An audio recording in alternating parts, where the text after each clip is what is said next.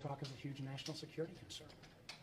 I can't think of a potentially more powerful propaganda tool. Propaganda tool? Did he just say propaganda tool? I'm sorry, sir. I thought the national security threat was in terms of data collection. Here are some fun facts. Instagram, Facebook, Google, DoorDash, and Airbnb all collect more data than TikTok. TikTok has contributed more than $24 billion to U.S. gross domestic product and more than 224,000 jobs to the U.S. economy. Mind you, as of January 15th, the United States is over $36.2 trillion in debt. There are over 1.3 million creators that operate their businesses on TikTok. In less than 24 hours, 3.4 million American citizens volunteered their data to an actual Chinese communist app in protest of their own government. TikTok is not a publicly shared company. Meta is a publicly shared company. Members of Congress who voted on the TikTok ban are invested in Meta stock.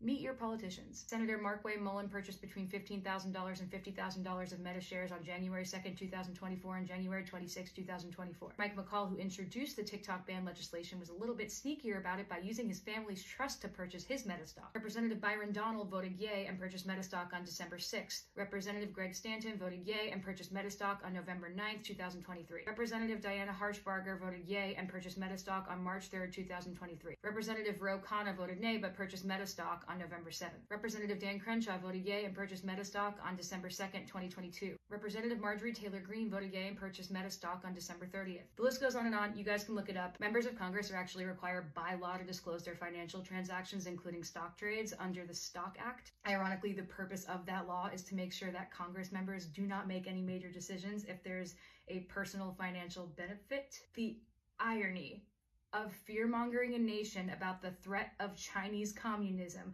by stripping them of their jobs, freedom of information, freedom of speech, freedom of open communication, freedom of discourse, and right to discern propaganda is wild. All while one publicly shared corporation that is notorious for controlling propaganda to literally puppeteer elections by unethically collecting our data lobbies Congress to vote on a ban to continue to monopolize where we receive all of our information. And the Congress members who voted for this monopoly were legally allowed to have shares in the stock! But it's totally normal the CIA lizard dumped $7 million into pushing this ban through because he went on Joe Rogan and talked about jujitsu. As for me, I was a broke singer-songwriter trying to make it in the music industry, and now I am one of those 1.3 million creators that can put food on the table because of TikTok. It provided me with the first equal opportunity platform to show my songs to the whole world. I didn't need to be Instagram famous. I didn't need to be some celebrity's kid. I didn't need to have a lot of money. I just needed to post a video of myself singing to my 140 followers. Thanks to TikTok, I have grown my audience to 14.7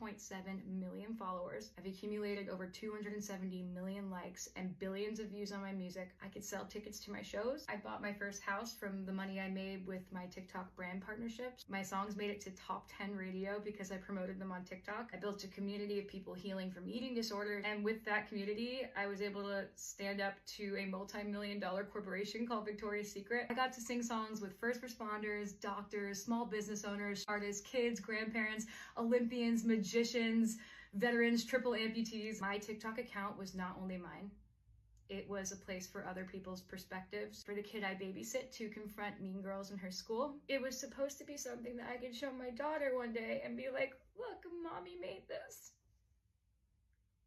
And you can do anything too. You can follow your dreams and you can change the world. This just feels so icky.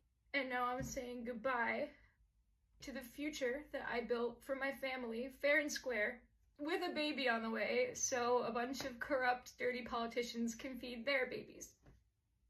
Our greatest politicians could be focusing on genocide, poverty, human trafficking, homelessness. It is not about privacy or national security.